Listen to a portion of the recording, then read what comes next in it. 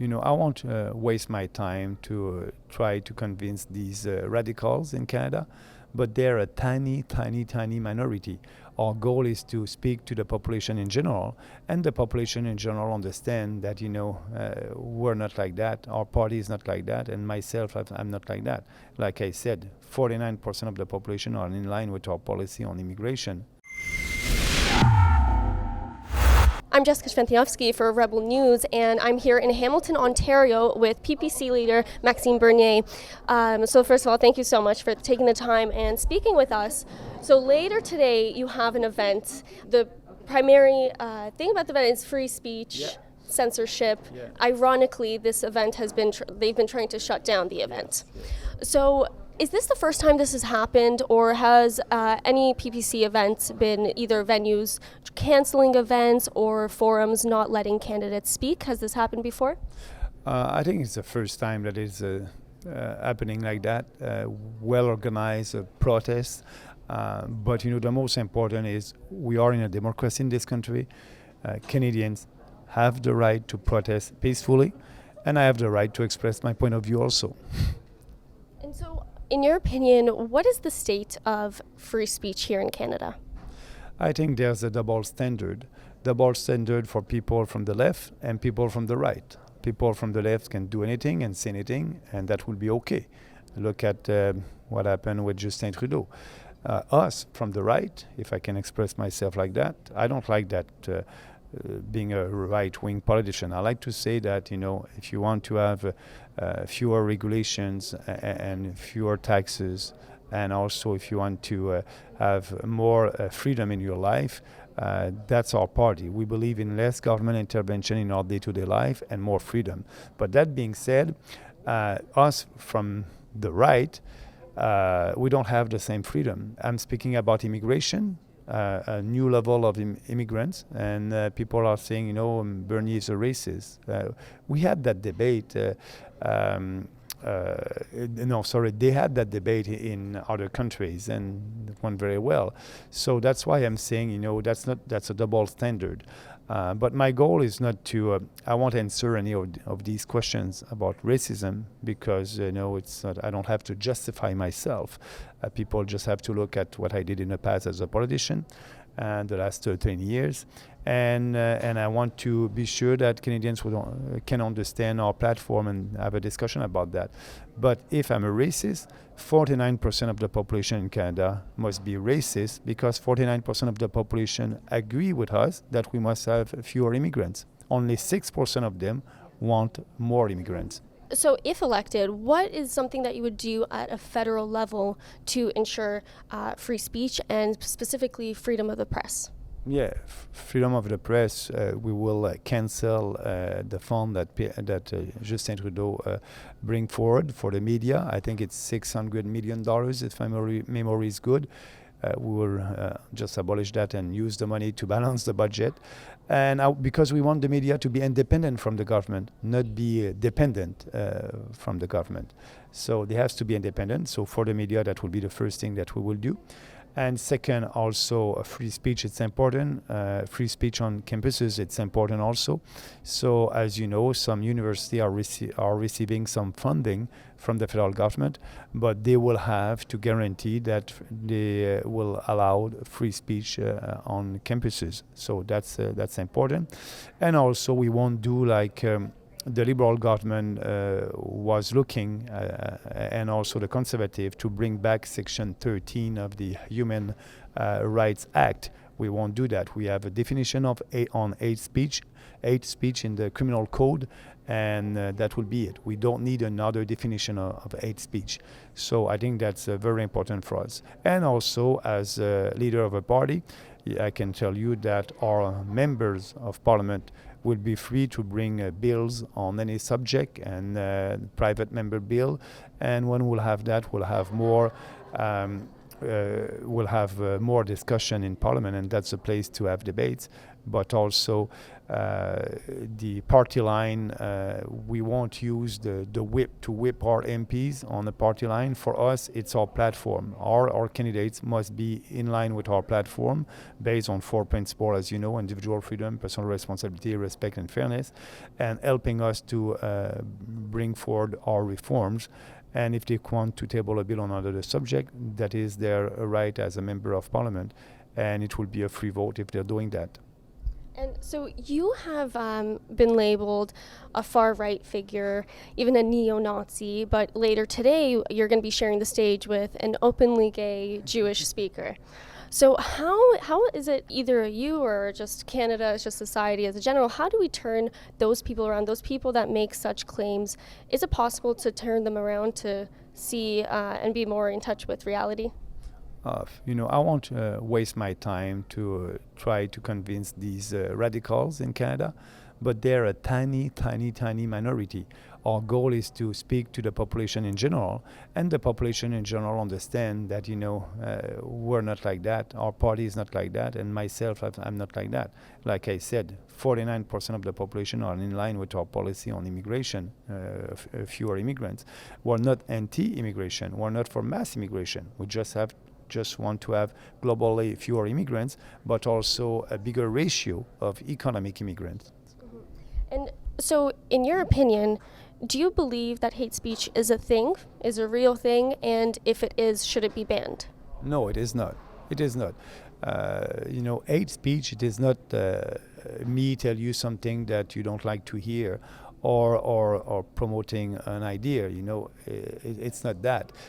These people try to have a new definition of hate speech, but we don't need a new definition, and I think that it is not something that we must had other regulation about it. So for us, that's not a challenge in this country, and we must have the right to express what we believe it. And when we're doing that, I don't have the obligation to tell you what you want to hear. That's sometimes when people are speaking about hate speech, the definition is so huge that it can include anything. So that's why we don't want to do that debate. We don't need to have a new legislation on that. And we're in a free country, and freedom of speech is one of the fundamental freedom that we have in this country. So in that case, if there was a real neo-Nazi that wanted to rent space in, for example, Mohawk College, where you'll be, do you think that they should be allowed to hold an event, rent the space, and speak publicly? Absolutely. In Ontario right now, there's a group that want to register a party that will, their program will be to impose the Sharia law. I don't know if this party is approved right now by at the provincial level, but you had some people who believe in that in this country. As you know, we are a democracy with the rule of law, but they have the right to express their opinion, but also peacefully. That's the most important. Everybody can express their opinion, but they must respect others also. In recent polls, they aren't looking too favorable for the PPC. So how many seats won would you consider a success for your party? Between 1 and 338. But yes, you're right. But I'm not looking at the poll right now. I don't think they're accurate, and we don't do any polling. We don't spend money for that. But I was in Vancouver last week, and we did an event. We had 500 people over there. The day after, I was in Calgary. We have 550 people over there. The media did not cover that. But something is happening. Tonight we'll have about 600 people. So, and when you look at the poll, there's about 30% of Canadians that are still undecided. So I think we can do very well. And I think we can have the balance of power also. It can be a minority government, a little bit like in BC right now at the provincial level. They have a minority NDP government, but 3 Greens control the government. So I can tell you that we may be able to elect more than 3 of our candidates. We'll see what will happen. And so how has the media been treating your campaign and other candidates? But they try to ignore us,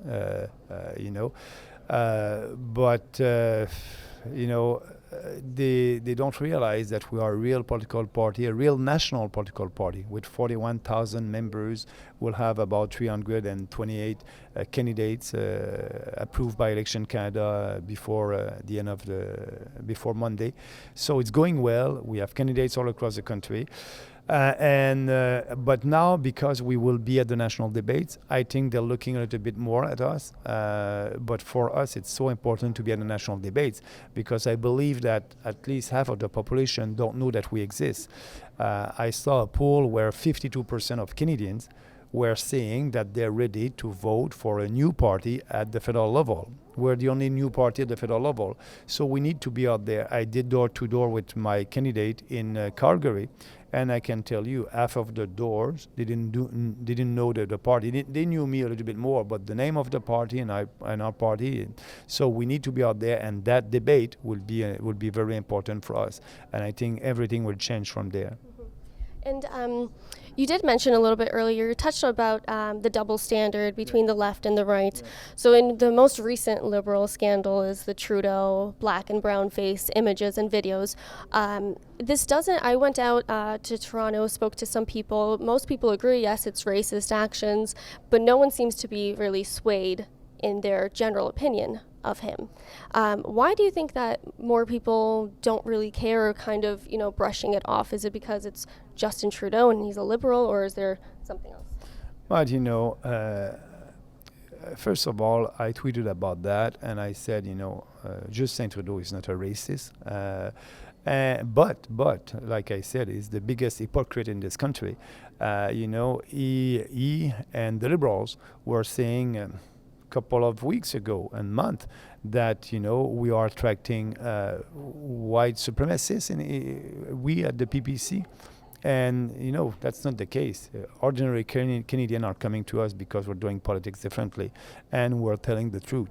So yes, that may be a kind of a double standard, but the population understand also that he did that more than 19 years ago. But at the same time, they remember that he was saying he was putting himself above everything, and now he's not. So I think the population will judge him in the poll the 21st of October. And so to mention Andrew Scheer, if, in your opinion, if he was elected, most people don't see Andrew Scheer as the toughest leader possible, especially for the Conservatives. How do you think that he would handle, if he was elected, how do you think he would handle negotiations with somebody like Donald Trump? I think, it would be a little bit difficult for him, because what President Trump wants during these negotiations that we had a couple of weeks ago, and as you may know, the American didn't sign the free trade agreement, and we didn't do the same thing here in Canada. So it is still up in the air. But they were asking to abolish the supply management cartel, the cartel in milk, dairy, and eggs. And the Trudeau government and the Conservative Party of Canada were saying, no, we won't abolish that. We want these 10% of the farmers in Canada, we want them to keep their privilege and fixing the artificial prices that Canadians are paying, twice the price for milk, poultry, and eggs. I'm the only politician who say we must abolish that. That will be good for our negotiation with the American, but also for Canadian consumers. They will save, a Canadian family will save $400 a year after the abolition of that cartel. It is not fair. So the only way to start a real good negotiation with the American is to put that on the table, and after that asking for other things or a commitment from the US. But nobody is ready to do that except us. So Andrew Scheer will be like the Liberal on that. He won't put that on the table. He was elected as a leader of the Conservative Party of Canada by these people also. So I don't think he'll be able to have a good deal at the end. Okay, and finally, I do want to ask one thing, since you are going to be speaking, joining the stage later with Dave Rubin, who is a Jewish man. Today is actually a Jewish holiday, it's Rosh Hashanah. I want to know, what is your stance on Israel? Would you consider yourself a Zionist? I will consider, Israel, it's the biggest allies, and also the U.S. and other countries that are with us in NATO. That's important, and the policy that I have with Israel is to be able to move our embassy. I think that will be important, but also at the same time, like Israel, and don't try to pander to the Jewish community. I'm speaking with them as Canadian, and our tax reform will be good for them, will be good for everybody. The only special that I can do, there's one of our allies, and I will work with them at the international scene, and I'll be sure that if they want our embassy to move, we'll move the embassy. Okay, perfect. Thank you so much, and good luck later today. Hopefully Antifa doesn't give you too much problems. Thank you. Merci. Thank you very Thanks so much. Merci. The election is just a few weeks away, so make sure you keep up with all our coverage, like, subscribe, and hit the notification bell so you never miss another video.